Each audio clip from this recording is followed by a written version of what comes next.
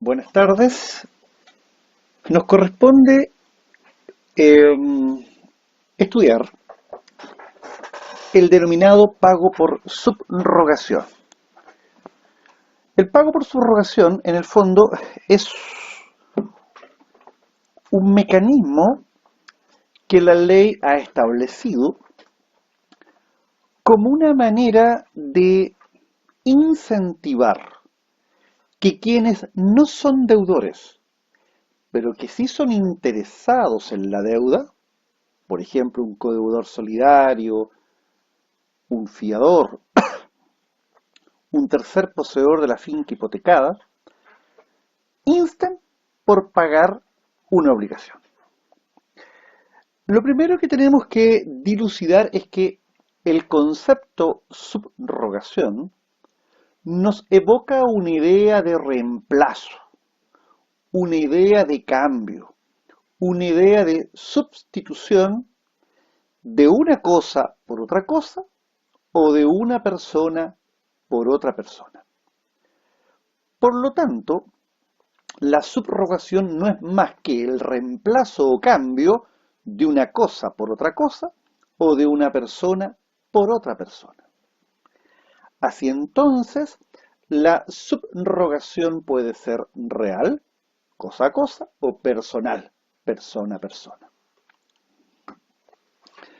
Nosotros vamos a estudiar la subrogación real, es decir, la subrogación cosa a cosa, es decir, cuando el cambio es de una cosa por otra. Cuando estudiemos en Derecho Civil 5 lo relativo a la sociedad conyugal, porque ahí existe un mecanismo para aquellas personas que teniendo un bien antes de contraer matrimonio en sociedad conyugal, lo contraen en sociedad conyugal, se desprenden de ese bien que habían adquirido con anterioridad, adquieren otro, y ese otro bien que adquieren estando vigente la sociedad conyugal, conserva por mandato legal la fisonomía del primero, es decir, no ingresa al fondo común, cumpliéndose obviamente ciertos y determinados requisitos. Porque ustedes tienen que saber que cuando las personas se casan en sociedad conyugal, todo lo que se adquiere a título oneroso ingresa a un fondo común. Pero si mañana uno de los cónyuges tiene bienes antes de contraer matrimonio, un bien raíz, se casa en sociedad conyugal, durante la vigencia de esta lo enajena y adquiere otro, la lógica dice que ese otro bien, el segundo, ingresaría al fondo común. Pero, por aplicación de las normas de subrogación, el bien 2 reemplaza al bien 1 y no ingresa a la sociedad conyugal y conserva esta idea de bien propio. En cambio, la subrogación personal es aquella que tiene lugar cuando una persona ocupa el lugar de otro. Por ejemplo, los herederos ocupan el lugar del causante. Los herederos subrogan al causante y le suceden en todos sus bienes, derechos, acciones y obligaciones transmisibles. En el pago por subrogación, el tercero que paga una deuda pasa a ocupar el lugar jurídico del acreedor a quien le paga. Por lo tanto, se va a producir una situación de que, no obstante estar pagada la obligación, satisfecha la obligación, ese pago no extingue el derecho al crédito, el cual se va a mantener con todos sus derechos, acciones, privilegios, prendas e hipotecas en favor del tercero que pagó, que pasa a ser el nuevo titular del crédito. Entonces, lo primero que vamos a hacer, ya teniendo delimitado que nuestra tarea será trabajar la subrogación personal, vamos a partir definiendo lo que es el pago por subrogación. Esta definición nosotros la encontramos en el artículo 1608 del Código, que señala: la subrogación es la transmisión de los derechos del acreedor a un tercero que le paga.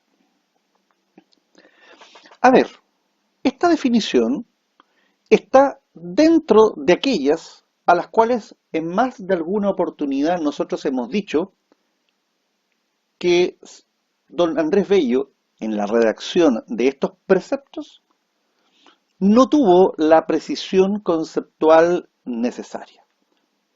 Primero, porque ustedes saben, y lo hemos reiterado desde siempre, la expresión transmisión, ¿qué idea denota? Denota la idea de sucesión por causa de muerte. Por lo tanto, si nosotros decimos transmisión, tendríamos que pensar que bienes del causante fueron recepcionados por sus herederos por la sucesión por causa de muerte. Por lo tanto, inmediatamente esta definición tenemos que descartarla porque contiene un gravísimo error. Además, que tampoco esa definición legal da una idea clara de lo que es esta institución. Por eso entonces que ustedes tienen que aprenderse la siguiente definición. Que el pago por subrogación es una ficción legal en cuya virtud una obligación que debía considerarse extinguida por el pago hecho por un tercero queda, sin embargo, vigente en poder de éste, el cual obra como si fuere la misma persona del acreedor. Aquí claramente vamos a encontrar la razón de ser del pago por subrogación. Ahora, el pago por subrogación o la subrogación personal puede ser legal o bien convencional. ¿Cuándo será legal? Bueno, cuando la propia ley nos diga que en un caso determinado opera esta idea del cambio de sujeto activo en la obligación, del acreedor al tercero que paga. O bien, esto puede tener su origen en una convención, esto es, en un acuerdo entre el acreedor que recepcionó el pago y el tercero que pagó. Por lo tanto, la subrogación puede ser legal o bien convencional. En lo referente a la subrogación legal, ustedes tienen que situarse en la norma del artículo 1610 de nuestro Código Civil. Norma que establece una enumeración de subrogación legal. Y dice, hay una frase que es clave para entender esta disposición. Y dice, mire, se efectúa la subrogación por el Ministerio de la Ley y aún contra la voluntad del acreedor en todos los casos señalados por las leyes. O sea, no solo por esta ley, sino que por las leyes. Y especialmente a beneficio de. Por lo tanto, esta es una enumeración evidentemente de carácter meramente enunciativa.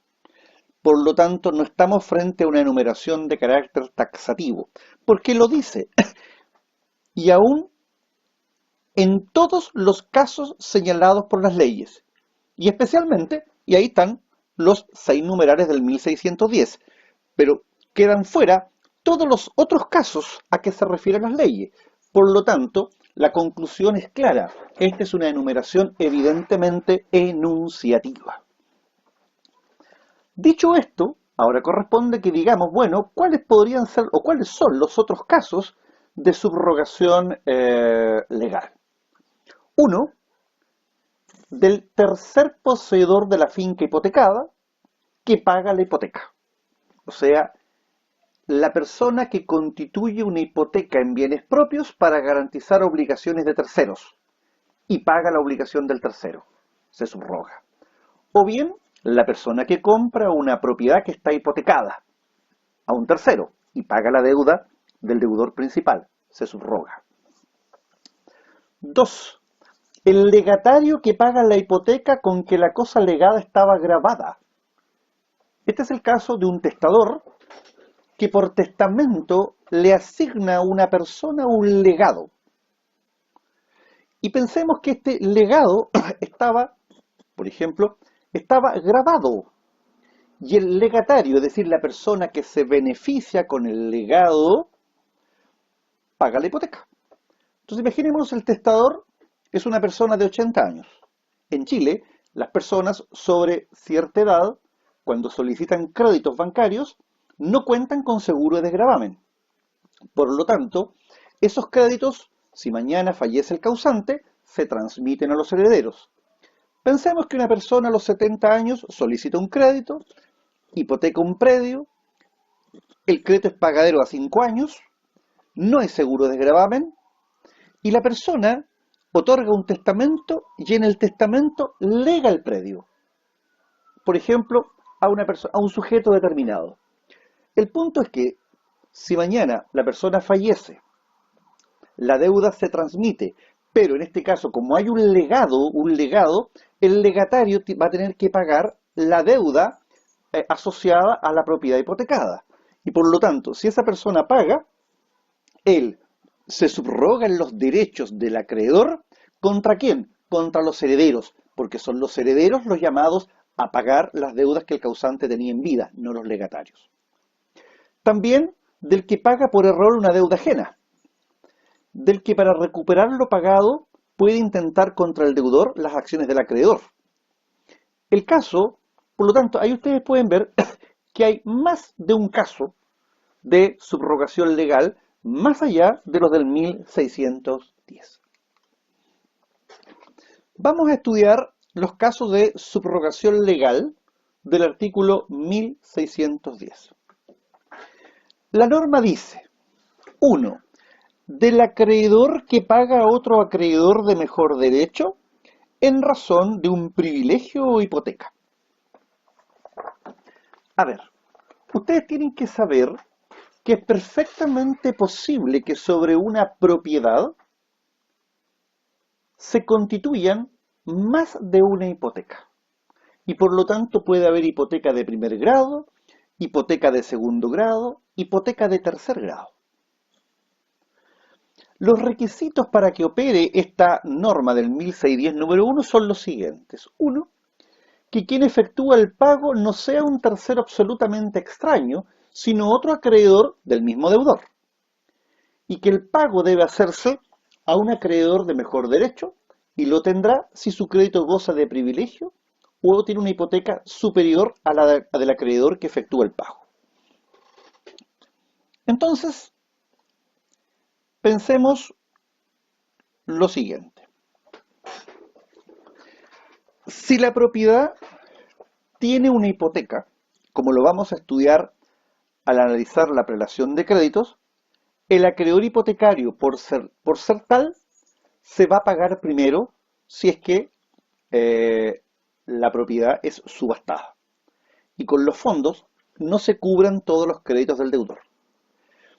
Y puede ocurrir entonces que los acreedores que están bajo la hipoteca o los acreedores que no tienen algún grado de preferencia vean claramente que si la propiedad se remata, el único que se va a pagar será el acreedor que tiene la hipoteca.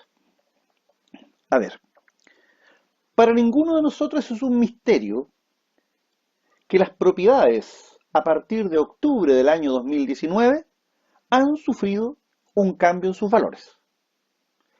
Por lo tanto, el mercado hoy día ha castigado lo que ha ocurrido desde el punto de vista social y también ha castigado lo que ha ocurrido desde el punto de vista sanitario. Las propiedades van a costar menos, van a ser más baratas. ¿Por qué? Porque evidentemente va a haber menos oferta en adquirirlas. Entonces, en algún minuto, lo más probable es que las propiedades bajen de valor. O que las personas no estén dispuestas a pagar lo que estaban dispuestas a pagar hace 6 meses, 8 meses, 1 año o 2 años atrás. Entonces, si mañana en un remate público el mercado dice que una propiedad que tenía valor comercial de 100 vale 70, bueno, tendríamos que pensar que ajustar que el valor de mercado hoy día son 70. Y puede ser que con los 70 no se cubran todas las deudas. Entonces, va a surgir el inconveniente, ¿quién se paga? Y ahí está la idea de que puede un acreedor estratégicamente pagarle a un acreedor preferente en razón de un crédito privilegiado o en razón de la hipoteca. Entonces, puede darse el caso de un acreedor que no tenga preferencia, pero que hoy día sepa que no se va a pagar su crédito porque todo el dinero del remate se lo va a llevar el acreedor de la hipoteca. Entonces, a él le podría convenir, desde un punto de vista estratégico, meterse la mano al bolsillo, pagarle al acreedor preferente, el privilegiado o el acreedor que tiene la hipoteca, y consecuencialmente, a partir de la subrogación, pasa a ocupar el lugar jurídico del acreedor, con la hipoteca y con el privilegio. Y esperar un mejor tiempo para volver a sacar a remate la propiedad. Y si la saca a remate en unos 2 o 3 años más y el mercado retoma el precio de 100, él va a recuperar los 70 que le pagó al acreedor preferente y va a tener una mejor opción de pagarle de pagarse de aquel crédito que en la situación vigente no se habría pagado. Entonces eso es muy importante porque esta es una decisión, insisto, eminentemente estratégica. Por lo tanto, cuando estamos en el caso del acreedor que paga a otro acreedor de mejor derecho en razón de un privilegio o hipoteca, quien paga es también acreedor, obviamente, y le paga a otro acreedor que tiene un mejor derecho. Y este mejor derecho, yo ya lo expliqué, puede obedecer a dos razones, o digamos, que ese crédito goce de una preferencia, o sea, por un privilegio o por la hipoteca, porque las causales de preferencia son el privilegio o la hipoteca. Entonces puede ser que el acreedor que desea pagar tenga conocimiento de la existencia de otro acreedor, de un acreedor preferente en razón de un privilegio o hipoteca. Si le paga, o sea, si paga la deuda, o si le paga a este acreedor, ocupa su lugar jurídico. Y aquí yo lo explico. ¿Qué utilidad tendría esta subrogación para el tercero que paga? La explicación que se da es que de esa forma puede evitar que el acreedor de mejor derecho haga efectivo su crédito y que no quede nada para los restantes acreedores, en especial para él. Porque si se remata el bien y no se alcanzan a satisfacer todos los créditos, quien se paga primero es el acreedor con privilegio o el acreedor con la hipoteca. Por lo tanto, el de grado más bajo paga al de grado más alto con el objeto de ocupar su lugar e impedir que el inmueble sea rematado en estas condiciones, cuando la economía está a la baja. Con ello, él se pone a cubierto del riesgo de que lo obtenido en la subasta no alcance para pagar su crédito, quedando únicamente satisfecho el acreedor preferente. Y por lo tanto, él podría esperar algunos años que la economía vaya al alza y la propiedad vuelva a salir a remate. Y en este remate, él recupere lo que le pagó al acreedor preferente y además vea satisfecho el crédito original y propio de él. Esa podría ser una decisión, insisto, estratégica para ocupar el numeral 1 del artículo 1610 del Código Civil. La del número 2. Del que habiendo comprado un inmueble es obligado a pagar a los acreedores a quienes el inmueble está hipotecado. ¿Cuál es este caso? Este caso es muy simple. Yo compro una propiedad que tiene hipoteca. Si pago la deuda, digamos, garantizada con la hipoteca, paso a ocupar el lugar del acreedor hipotecario y por lo tanto me puedo enfrentar al deudor como un acreedor con hipoteca, es decir, un acreedor preferente. Este podría ser el caso, por ejemplo, de una propiedad hipotecada en más de una oportunidad. Tercer caso, del que pague una deuda a la que se haya obligado solidario subsidiariamente. Esto yo ni siquiera debería explicárselos con detención, porque esto nosotros ya lo estudiamos a propósito de las relaciones externas y las relaciones internas, acuérdense, en materia de solidaridad pasiva. Cuando el deudor demandado paga la totalidad del crédito, se subroga en los derechos del acreedor para dirigirse en contra de los demás codeudores, pero solo por su cuota. Acuérdense ustedes que en este caso no se traspasaba la solidaridad. Y lo mismo pasa con el fiador. El próximo semestre estudiaremos la fianza y entenderemos que el fiador no es un deudor de primera línea, sino que un deudor subsidiario. Si el acreedor no obtiene el pago del crédito en el deudor principal, dirigirá su acción en contra del fiador.